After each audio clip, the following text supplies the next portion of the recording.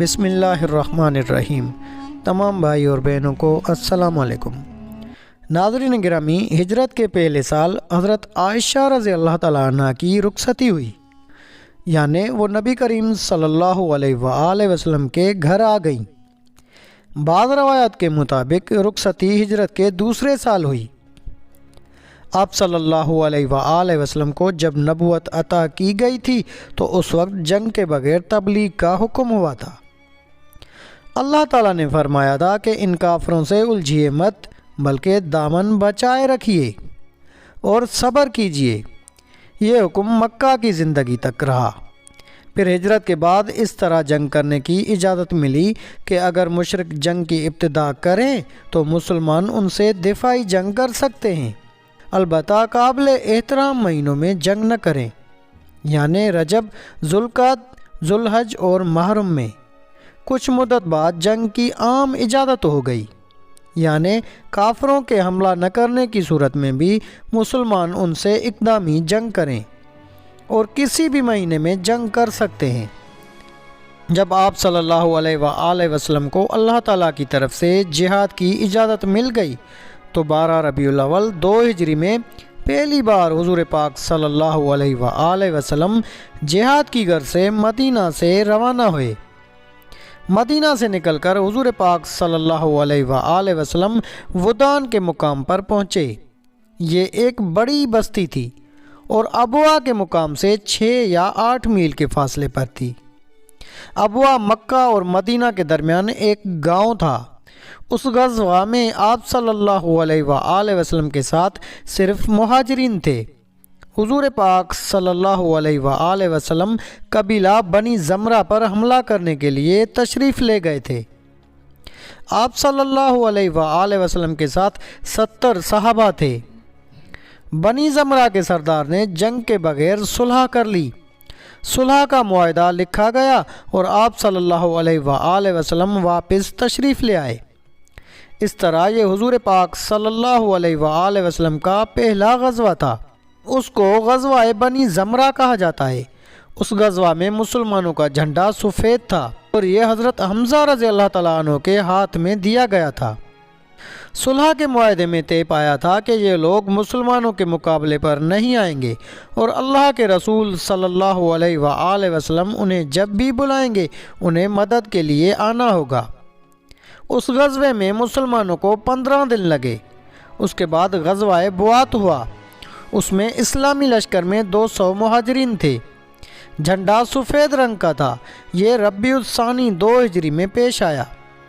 حضور پاک صلی اللہ علیہ وآلہ وسلم ایک تجارتی قافلے کو روکنے کے لیے روانہ ہوئے تھے۔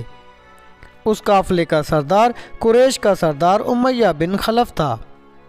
اس کے ساتھ قریش کے 100 آدمی تھے۔ قافلے میں 2500 اونٹ تھے۔ ان پر تجارتی سامان لدا ہوا تھا۔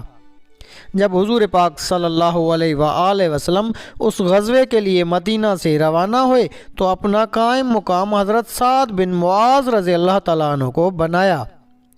مدینہ منورہ سے روانہ ہو کر آپ صلی اللہ علیہ وآلہ وسلم بوات کے مقام پر پہنچے۔ یہ ایک پہاڑ کا نام ہے، اسی مناسبت سے اس غزوہ کا نام غزوہ بوات پڑا۔ لیکن بوات پہنچنے پر دشمنوں سے سامنا نہ ہو سکا کیونکہ قریشی قافلہ مسلمانوں کے پہنچنے سے پہلے ہی وہاں سے رخصت ہو چکا تھا۔ اس لیے حضور پاک صلی اللہ علیہ وآلہ وسلم جنگ کے بغیر ہی تشریف لے آئے۔ جمادی الاول کے مہینے میں غزوہ عشیرہ پیش آیا۔ اس مرتبہ بھی حضور پاک صلی اللہ علیہ وآلہ وسلم ایک قریشی قافلے کو روکنے کے لیے تشریف لے گئے۔ وہ قافلہ ملک شام کی طرف جا رہا تھا۔ قریش نے اس قافلے میں اپنا بہت سا مال و اسباب شامل کر رکھا تھا۔ غرض مکہ کے سبھی لوگوں نے اس میں مال شامل کیا تھا۔ اس قافلے کے ساتھ 50,000 دینار تھے، 1,000 اونٹ تھے۔ قافلے کے سردار ابو سفیان رضی اللہ تعالیٰ عنہ تھے جو کہ ابھی مسلمان نہیں ہوئے تھے۔ 27 آدمی بھی ہمراہ تھے۔ حضور پاک صلی اللہ علیہ وآلہ وسلم نے مدینہ منورہ میں ابو سلمہ بن عبداللہ رضی اللہ تعالیٰ عنہ کو اپنا قائم مقام بنایا۔ آپ صلی اللہ علیہ وآلہ وسلم کے ساتھ 150 کے قریب صحابہ کرام تھے۔ مدینہ منورہ سے روانہ ہو کر حضور پاک صلی اللہ علیہ وآلہ وسلم عشیرہ کے مقام تک پہنچے۔ اس غزوے میں بھی اسلامی جھنڈے کا رنگ سفید تھا۔ جھنڈا حضور پاک صلی اللہ علیہ وآلہ وسلم کے چچا حضرت حمزہ رضی اللہ تعالیٰ عنہ کے ہاتھ میں تھا۔ اسلامی لشکر 20 اونٹوں پر سوار ہوا۔ سب لوگ باری باری سوار ہوتے رہے۔ عشیرہ کے مقام پر حضور پاک صلی اللہ علیہ وآلہ وسلم کو معلوم ہوا کہ قافلہ وہاں سے گزر کر شام کی طرف جا چکا ہے۔ چنانچہ حضور پاک صلی اللہ علیہ وآلہ وسلم پھر جنگ کے بغیر واپس تشریف لے آئے۔ تاہم اس دوران بنی مدلج سے امن اور سلامتی کا معاہدہ طے پایا۔ اسی سفر میں حضرت علی رضی اللہ تعالیٰ عنہ کو ابو تراب کا لقب ملا۔ یہ واقعہ اس طرح پیش آیا کہ آپ صلی اللہ علیہ وآلہ وسلم نے ایک موقع پر حضرت علی اور حضرت عمار بن یاسر رضی اللہ تعالیٰ عنہ کو زمین پر اس طرح سوتے پایا کہ ان کے اوپر مٹی لگ گئی۔ آپ نے حضرت علی رضی اللہ تعالیٰ عنہ کو پاؤں سے ہلایا اور فرمایا، اے ابو تراب یعنی اے مٹی والے اٹھو۔ آپ صلی اللہ علیہ وآلہ وسلم غزوہ عشیرہ سے واپس آئے تو چند دن بعد ہی پھر ایک مہم پیش آ گئی۔ ایک شخص کرز بن جابر فہری نے مدینہ منورہ کی چراگاہ پر حملہ کر دیا۔ حضور پاک صلی اللہ علیہ وآلہ وسلم اس کی تلاش میں نکلے، یہاں تک کہ صفوان کی وادی میں پہنچے۔ یہ وادی میدان بدر کے قریب ہے۔ اسی مناسبت سے اس غزوے کو غزوہ بدر اولیٰ بھی کہا جاتا ہے۔ کرز بن جابر مسلمانوں کے وہاں پہنچنے سے پہلے ہی جا چکا تھا۔ اس غزوے کے لیے نکلنے سے پہلے حضور پاک صلی اللہ علیہ وآلہ وسلم نے مدینہ منورہ میں اپنا قائم مقام حضرت زید بن حارثہ رضی اللہ تعالیٰ عنہ کو بنایا۔ اس مرتبہ بھی جھنڈا سفید تھا جو حضرت علی رضی اللہ تعالیٰ عنہ کے ہاتھ میں دیا گیا تھا۔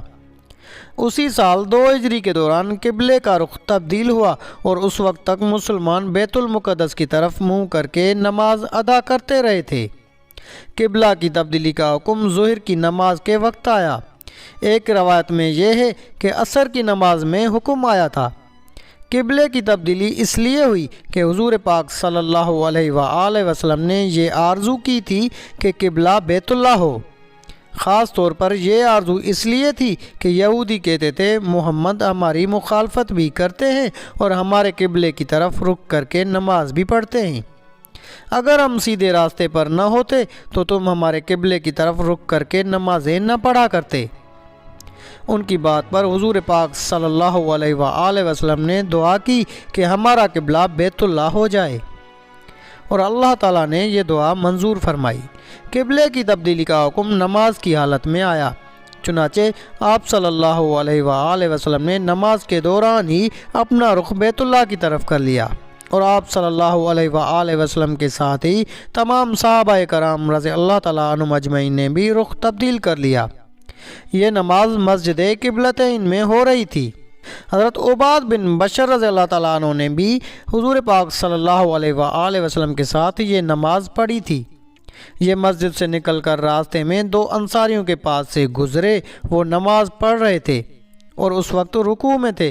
انہیں دیکھ کر عباد بن بشر رضی اللہ تعالیٰ عنہ نے کہا، میں اللہ کی قسم کھا کر کہتا ہوں کہ میں نے ابھی حضور پاک صلی اللہ علیہ وآلہ وسلم کے ساتھ کعبہ کی طرف منہ کر کے نماز پڑھی ہے۔